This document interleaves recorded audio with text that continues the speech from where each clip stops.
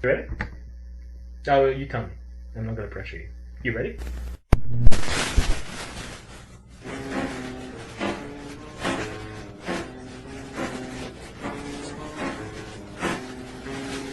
Hi everyone, I'm Dimitri. I'm Bill. I'm Chasm. And this is episode 3 of The Dark Knight Strikes Out. This time discussing Batman in the New Millennium. After the catastrophic... Catastrophic. Thank you. After the... Insert word here!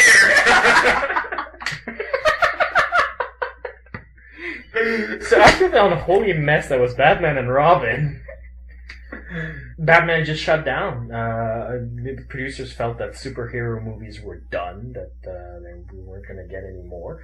It was all over. And the superhero movies only came back years later with Blade, with the first one, an R-rated film, by the way. An R-rated film that doesn't have to show severed limbs and penises every frame to tell you that it's R-rated. Take that, Zack Snyder. But slowly we got X-Men, we got Spider and everything, and finally Warner Brothers went like, oh, maybe we should bring back one of our core characters. And of course they went with Batman. But first they had to reinvent Batman because they couldn't go back to where they were before. As shown in Electric Boogaloo last time. Yeah. I still think King Tut would have been awesome.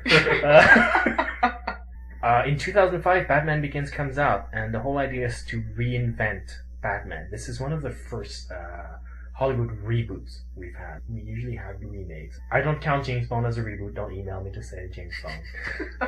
They're sequels with different actors. The last one is a reboot. Yeah. The ones before just sequels with a different actor.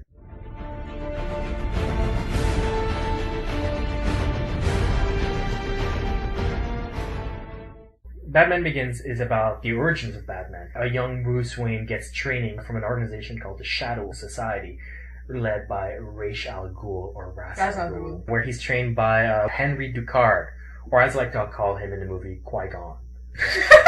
He goes back to Gotham and encounters Scarecrow, played by Cillian Murphy, in a really underrated performance in my opinion, and who has a mysterious employer, which I wouldn't dream of spoiling, because that's pretty much the basis of the movie. Who is this mysterious employer? How will Batman install himself into the Gotham culture? And what's really interesting is that Batman Begins, as the title indicates, it's not like Batman the Birth or anything like that. It's Batman Begins as if it was an institution. It includes Alfred, of course. It includes the whole paranoia that he manages to create by dressing up like a bat. And I thought that was he's a symbol. touch. Yes, he's a symbol. They keep going through it. Thank you. And they also introduced Lucius Fox, who's a long-standing character. He was introduced in 1979 as the administrator of Wayne Enterprise. A black man in the 1979 who was not fighting pimps. That was really rare in comic books. Really, really rare in comic books.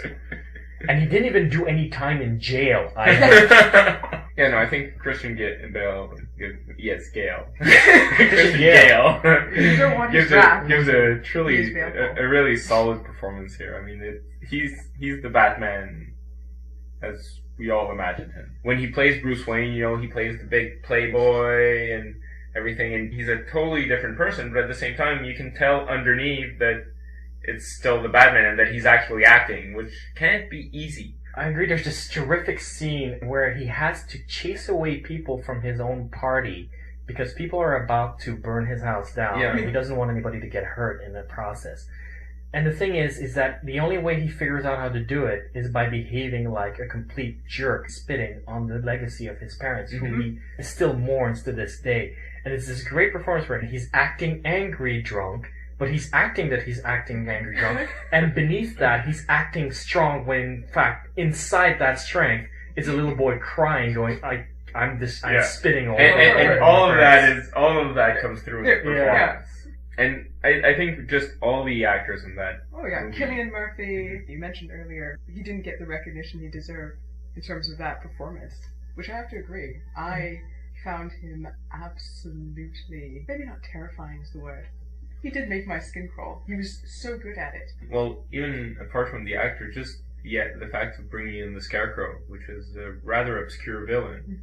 But they had no choice. But no, that's it. I mean, all the others had been taken. All the biggies had been taken by previous movies. Yeah, but it's also a perfect fit. Yeah. Since we've been saying that this is more a move towards psychology, the characters as well being driven by their psychoses, really, and by trauma, and that's what he specializes in. It seems perfectly. Like perfect Very casting. fitting. Yeah, very fitting. He should be there. Yeah. He's not a full-fledged villain, he's a henchman. Yeah. And I think that's why he got shortchanged a little bit, where people go, oh, he's not very charismatic. It's like, it's because he's not supposed to be that charismatic. Yeah, he's a secondary. He's not supposed to overshadow the actual villain. Yeah. Especially since you never see the villain. It's really important for the actor to never surpass the mysterious employer, otherwise the whole gimmick gets lost. Exactly. Yeah. Which actually demonstrates even more skill from Cillian Murphy, that he knows how to measure. Michael Caine as wonderful Alfred. Fantastic. Wow. Yeah. I don't think Bruce Wayne Batman could have carried on as long as he did without the support of Alfred. He's kind of... You're talking about the character now? Yeah. Okay. I think he provides the moral compass that the Batman always needs to remind him where he's going. Has he strayed? Yeah, Michael Caine makes a great Alfred. Yeah. And as you said earlier, Morgan Freeman is Lucius Fox. Great addition. Wonderful. Yeah. I also want to bring attention to Gary Oldman as Sergeant Gordon. Yeah. Gary Oldman, who specializes in playing dysfunctional jerks, playing the nicest man in the world, who's so nice that Batman immediately goes, if I'm going to trust anyone, it's going to be that cop. Yeah. He's so earnest, and it's believable. He's sincere. He's still, to a degree, an idealist. And I think his connection with Batman works well for that reason. He believes that perhaps together they can make this place a little bit better. I mean, he just looks like Commissioner Gordon. Yeah, I know. He did such a great job. You know, you look at him and it's like, that's Gordon. That's Gordon. That's his name. Everything, right down to the mustache. It's great.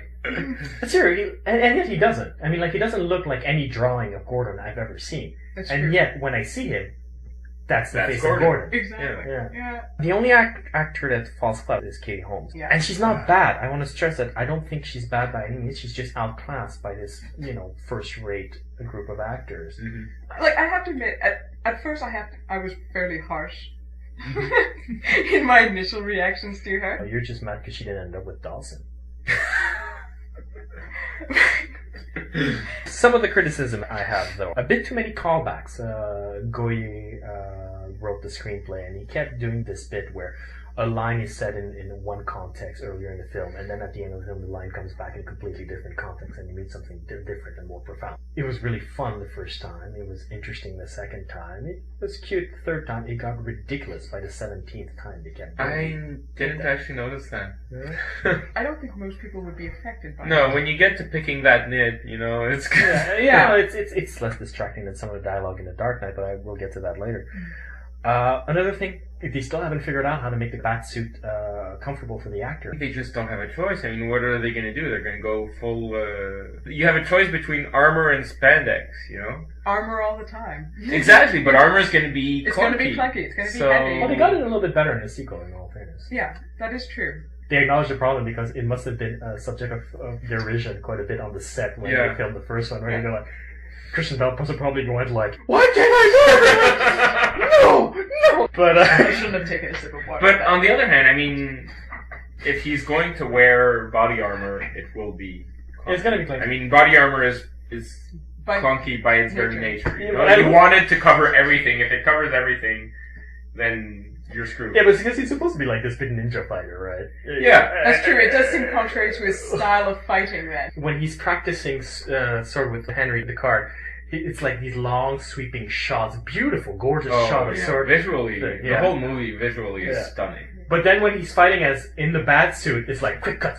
Here's a foot, here's a fist, here's a kick, bang, everybody's dead. Knocked out, unconscious. Yeah. There we go. Actually, I don't like one element in the ending of the film. It's when Batman talks to the villain, and he goes like, I won't kill you, but I don't have to save you. Really, Batman? You're gonna play semantics with your exactly. No, I love the movie, but I always have to do it ignoring that one little point where Batman comes off as somewhat of a hypocrite. Yeah. I have to admit that line was a bit of a surprise. On the plus side, I think visually stunning. I mean, very, very beautiful. Exactly. Great cinematography. Yeah. Yeah. I give it an A-. I have zero qualms about it except that tiny bit at the end, and that's where the minus comes from.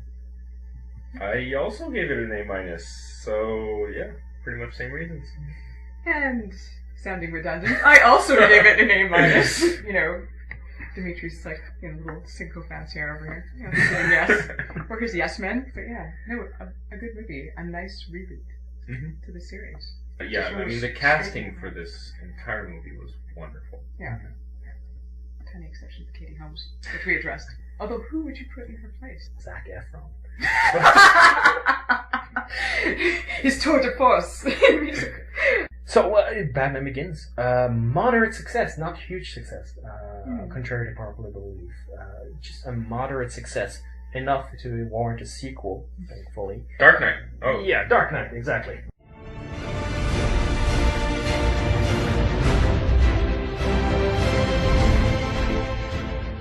Yes, Dark Knight, which is the latest release in the Batman series. So this is the one in which they reintroduce the Joker, played by Heath Ledger. Do you not respect the dead? Apparently not. Heath Ledger, yeah. Batman has been successful enough to cause many, many problems for organized crime, who then, in an act of desperation, hire the Joker. In a side story, somewhat, Batman finally finds someone to look up to in Harvey Dent, the attorney, and decides that Harvey is a better man than he is and is considering retirement.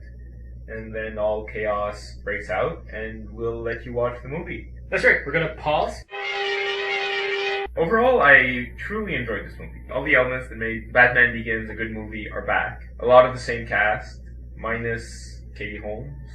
Replaced by Maggie Gyllenhaal. Joker's amazing. The Heath Ledger performance brings it to a whole new level. I think it really... I thought it was awful. Yeah.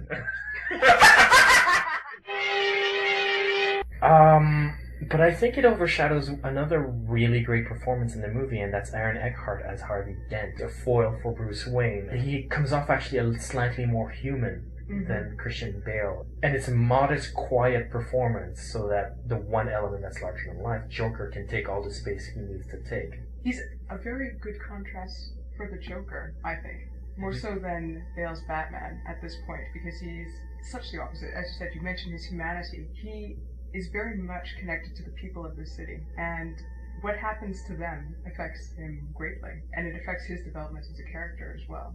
So, big thumbs up to Aaron Eckhart. I really liked him in this part. Jim Emerson, who's Roger Ebert's editor at the Chicago Sun-Times, didn't like The Dark Knight, and one of his complaints was that the Joker, Heath Ledger's Joker, was a great performance, but it didn't belong in the same movie. Everybody was on a human note, and he was this larger-than-life character. And it didn't make sense. If we're going to have a battle of good versus evil, shouldn't Batman be on the same level, tonally, as Joker?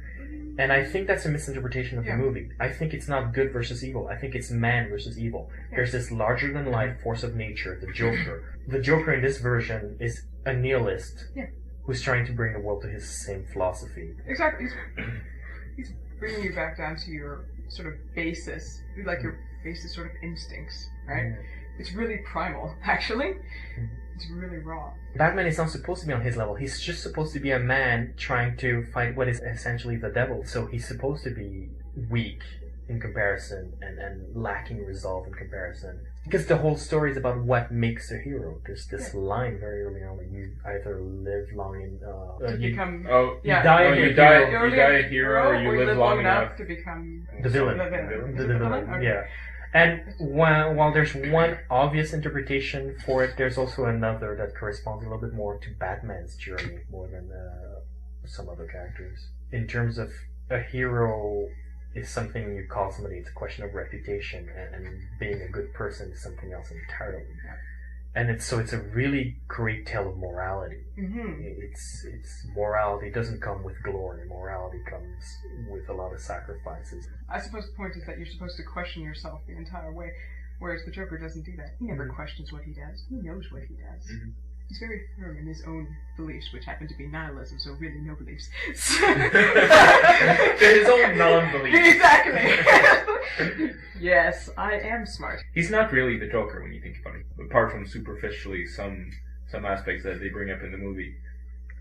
But on the other hand, they needed to bring in a traditional villain, and they didn't have any traditional villain to fill the role that they wanted to give. Also, it's the thing with the Joker is that we recognize him as the nemesis of Batman. So if you create a nemesis that's different in his personality, but we instantly recognize him as he's going to be Batman's nemesis, that's a long bit of exposition and setup that you can skip. Yeah, that's true. I love the creativity that comes with the action scenes. You've got your violent action scene, more like the Tim Burton-esque one where he goes into the bar and starts beating up people because he's angry. But then when it comes down to the final conflict, it no longer is about violence. One of the most creative aspects of it, and I love that scene, is the final fight against the Joker, where Batman isn't there fighting thugs. He's there protecting people from law enforcement who he can't beat up either. Mm-hmm. So, and you really have, once again, what is a hero? He's running around, not beating people up. That's not what a hero does. He's running around saving lives. Yeah. And it's a terrific inversion of what a final fight usually is. Yeah. And I really like that. Really well done, too. Yeah. Because the action in those final scenes is amazing. Also, it's counterpointed with the Great Dilemma. Actually, that's a really good scene to bring up. The moral dilemma that they end up facing. You got and the prisoners on one side and the it's supposedly no longer law-abiding, decent citizens on the other side. It's no longer just about Batman. It's a broader problem. Well, exactly. Basically, you've got two boats. One, prisoner boat. Second one, law-abiding citizens of Gotham. They've each been given a detonator. And one boat will survive if they blow up the other. And what you see on both boats is they're debating whether or not to take the other one out. Mm-hmm. And if they can still be morally correct or right in doing so. It's very interesting because it really does involve you in that particular decision. You are forced to make your own decisions as you go along, rather than just having things kind of focus either on these iconic characters of Batman. You're there. You're just as much in it. And I like that. I have no problem with someone trying to make me feel uncomfortable or disturbed with my decisions and how I go about them. The thing is, this sort of challenge in entertainment is what's associated with high art. Mm-hmm. And this is a freaking Batman movie. A movie about a guy running around in a bat suit, but it challenges you at that level. It's amazing. Compared to a lot of things that have come out in the last few years, it's revolutionary, really. Having said that, I have a problem with the dialogue. It gets really melodramatic at some points. These are big, flourishy lines that belong on the stage, not in a movie. Who took the best of us? Really, who talks that way? No one! Okay. There's at the end where Gordon's son, who's about, 6 years old, asks Gordon why Batman is doing what he's doing at that point in the movie. And Gordon goes into this large soliloquy, because he's a sentinel of justice. He's a hero, a guardian, perhaps not the guardian we deserve as humanity. And I'm like, you realize you're talking to a 6-year-old, right? Let's calm down a little bit. Your message would have come out less clearly without the melodrama. That is true. Yeah, it's exactly what you said. It sounds like it belongs on the stage, because as an audience on the stage, you need that because you don't have all the visual sort of cues to tie us into the story. I'm giving it an A. I loved the movie. I found they did a wonderful job of exploring the various characters. Visually beautiful. I'm not as susceptible to bad dialogue as Dimitri, so I wasn't as affected. I found, just overall a very, very good movie. Also gave it an A. I like the fact that it deals with moral dilemmas and that it makes us complicit. It's not an A+ movie. It's not going to change the way we do cinema. And it's not going to change even the way we look at superhero movies. It's going to be the one that stands apart, not the one that sets the norm. And that's why it gets an A and nothing more, but A is really good in my book. Okay, well, here's the thing. Dark Knight, huge success. Not unreasonably, DC goes, we should probably do something with our character in that case, now that we're going to have a crossover audience. So they decided to kill Bruce Wayne. Nothing better to draw in that crowd than to kill the character that they're looking for. They've now become engaged with. Yes. Always a good move. And here's the thing, it's not the first time they did this. They've killed Bruce Wayne before? Yeah, but you know when the Batman movies got really popular with the Tim Burton one, DC Comics unreasonably decided we should probably do something with our character. So they had Bane break his spine and he was replaced by Azrael for like 2 years. But that's actually classic in the comic book industry, where as soon as... Like, they have two ways of fluffing sales. Marriage and death.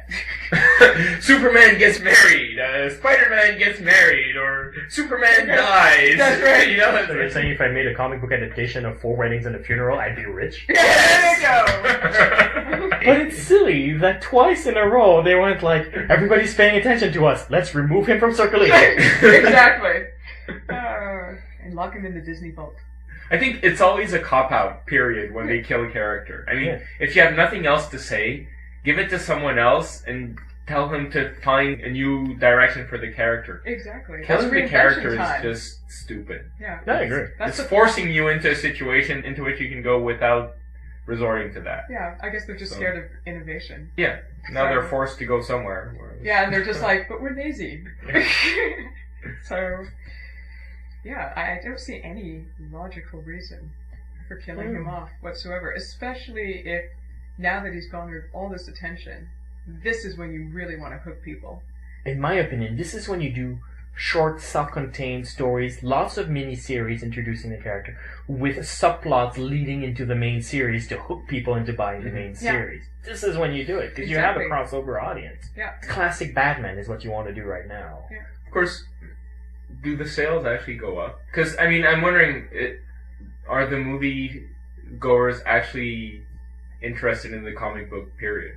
The movie audience and the comic book audience, they don't necessarily cross over from one to the next because of something. I mean, someone who... Well, no, okay, comic book fans are always going to see comic book movies. Yeah. So Yes. In that direction, you have a strong crossover. But in the other direction, you don't necessarily have a strong crossover. But let's say you're still dipping in the same pool of comic book readers. I don't collect Batman. Yeah, no, that's true. I guess you could get some fans from other franchises that get turned on to Batman. So yeah, no, there's no good reason. It's a stupid move. Right. So D- decision. Yeah. For killing Bruce Wayne. It's absolute drivel too. If you read Batman R.I.P., it's complete drivel. I avoided that. Which leads us to the Electric Boogaloo Factory.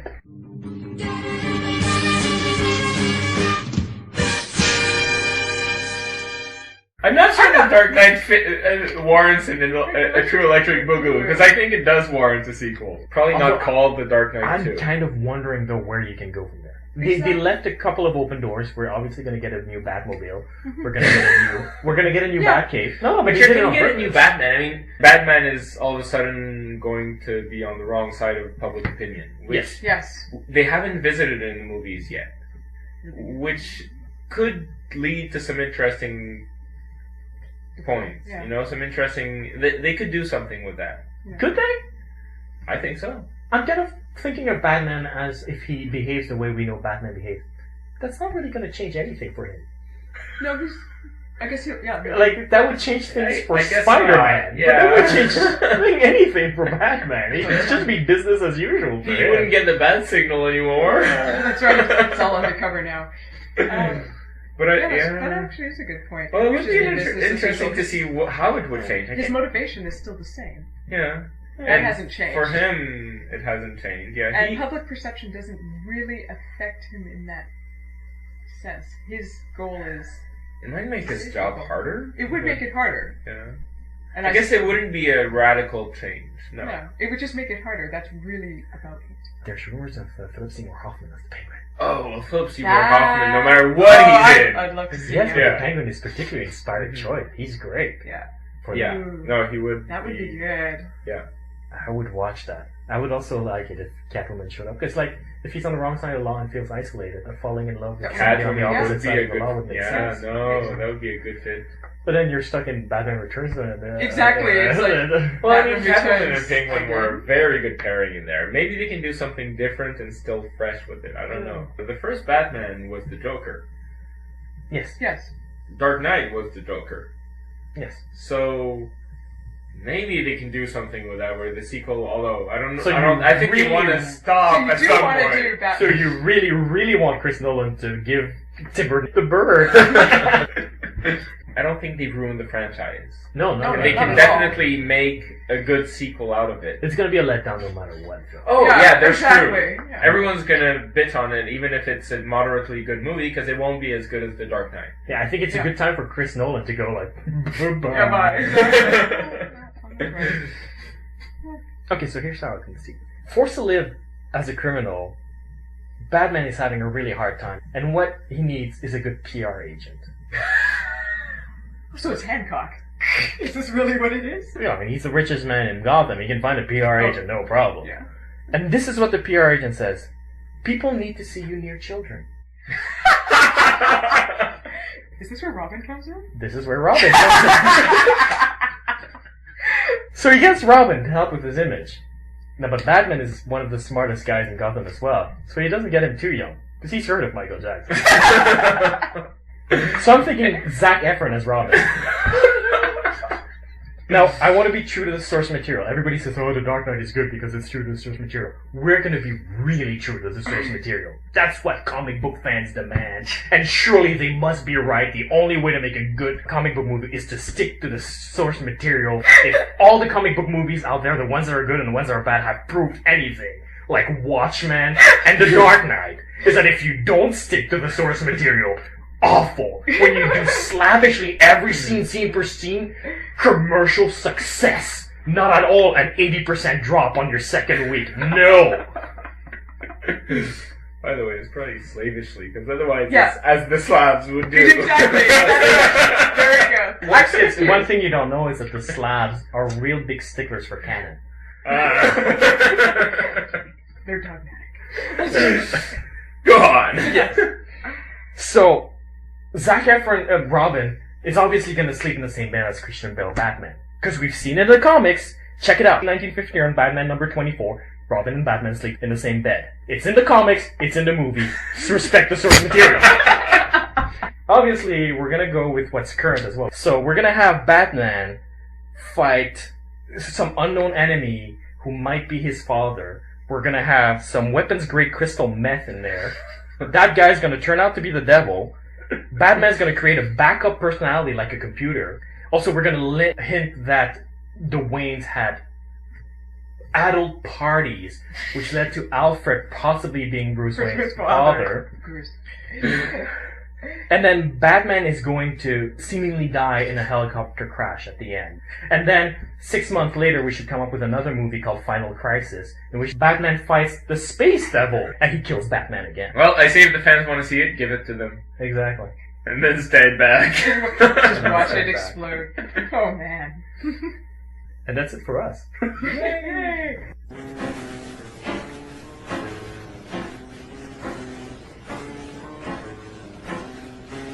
Jasmine wants to stop. That sounds so wrong. Why is that wrong? Never mind.